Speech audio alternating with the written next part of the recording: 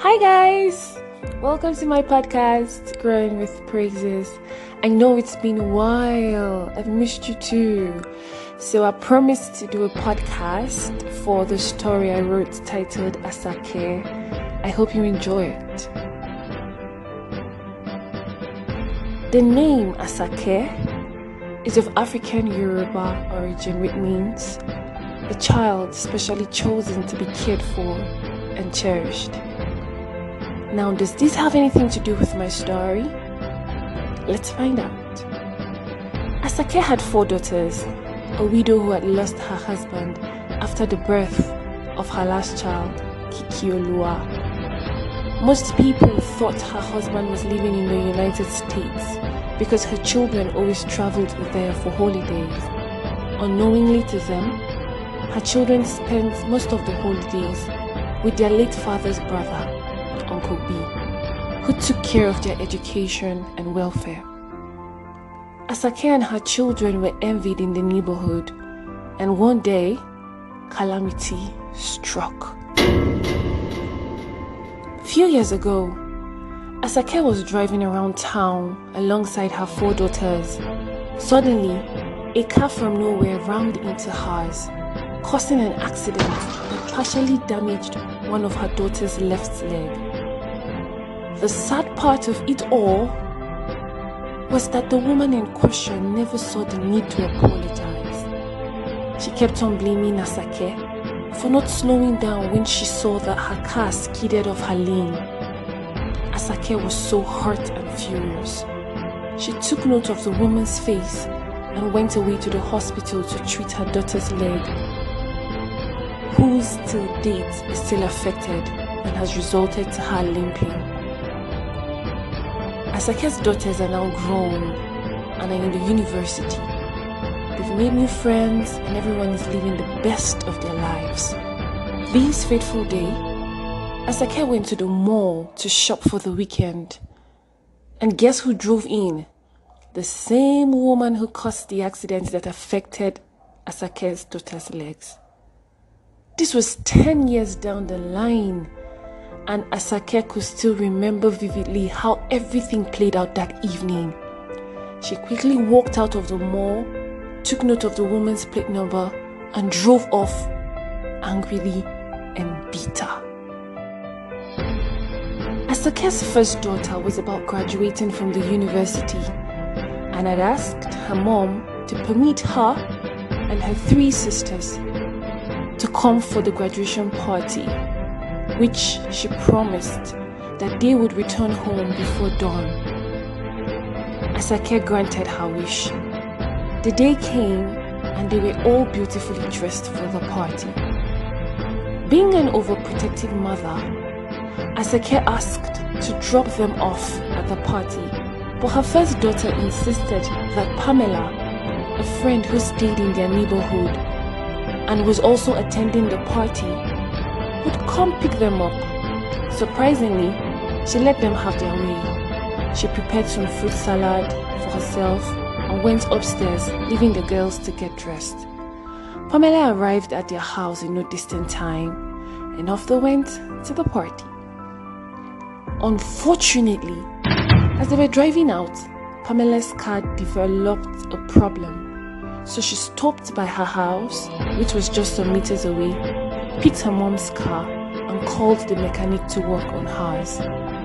While in her room upstairs, Ásaké remembered that she needed to buy some fuel in her car since the next day was Sunday.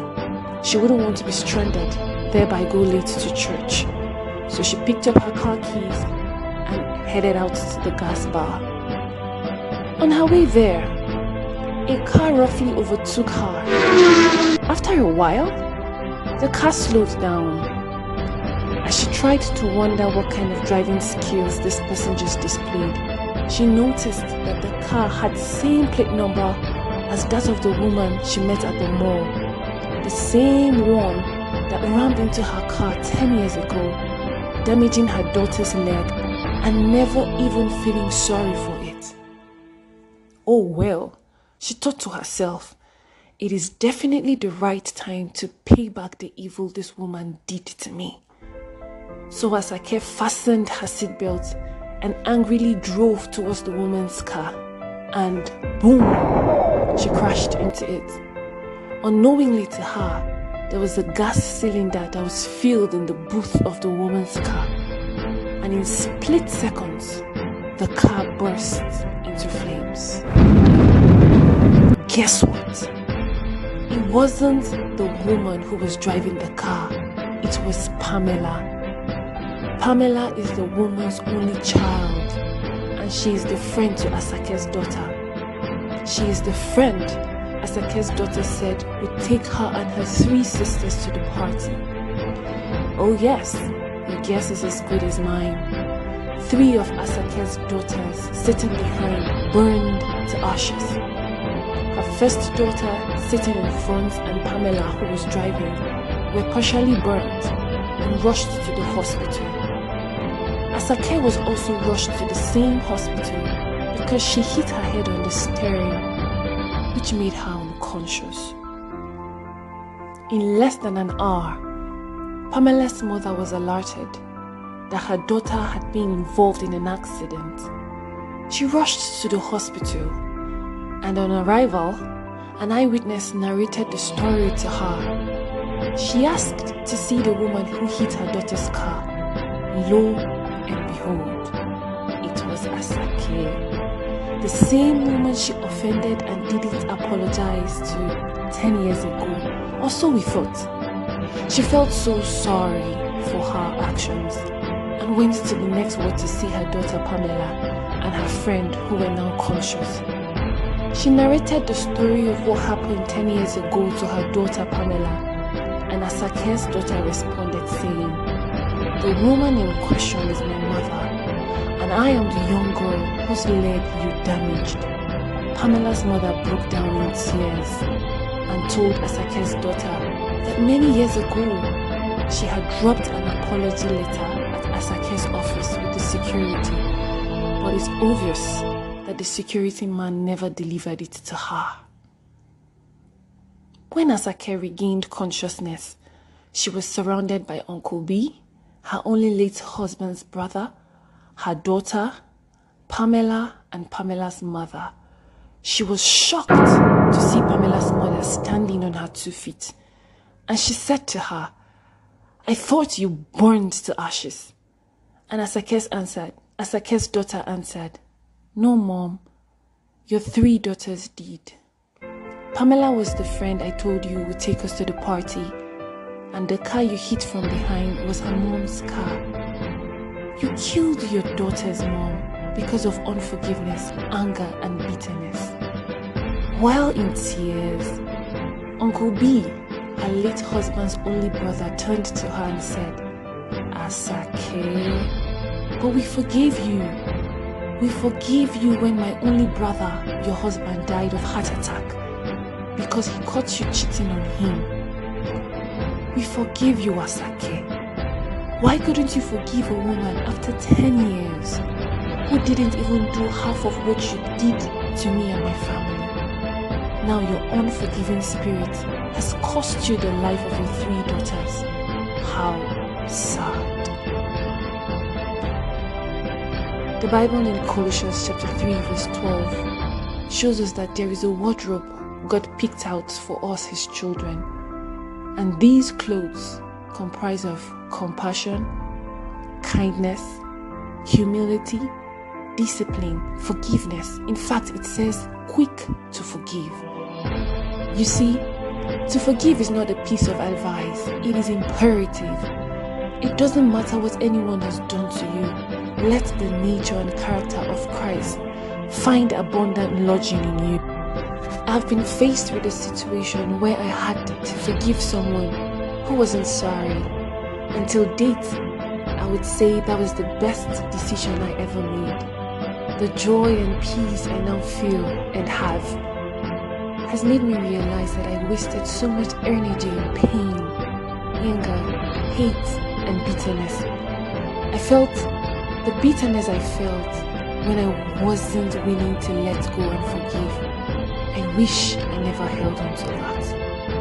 These negative vices will do nothing but drain you and give the devil access to your life. It's part of his strategy, forgetting that you yourself never had the opportunity to apologize to Jesus before he went to the cross to die for you. It was pure love. Listen, we do not forgive because it is easy. We forgive because it is right. If you forget how good God has been to you, you may find it difficult to forgive others when wronged. But when you appreciate the mercy you have received from the Lord, you will find it easier to have mercy and forgive others when they've wronged you. Now, before I drop my pen in the basket of love, let me just drop a few nuggets for you. 1. Wear love. It is the robe of maturity. 2. You cannot hate who you pray for. 3. As a child of God, it is safer to be hated than to be the hater. 4. Practice forgiveness. 5. Offense is not given. Offense is taken. 6. The true test of forgiveness is sin when the offender does not apologize for his or her wrong. I'll end with this scripture, Matthew 18:22. It says, Then Peter came to Jesus and said, Lord, how many times must I forgive my brother who offends me? As many as 7 times? Jesus said to him, Not 7 times, I tell you, but 70 times 7 times. The number 70 times 7 signifies boundlessness. So Jesus is saying, no matter how many times someone offends you, doesn't matter the depth of it, forgive, because in you lies the capacity to forgive, especially because you were born again. So pick up that phone, make that call, or send that text to that individual who has hurt you and tell them you forgive them, because in the end, love will always win. Oh, I guess the meaning of Ásaké had nothing to do with my story after all.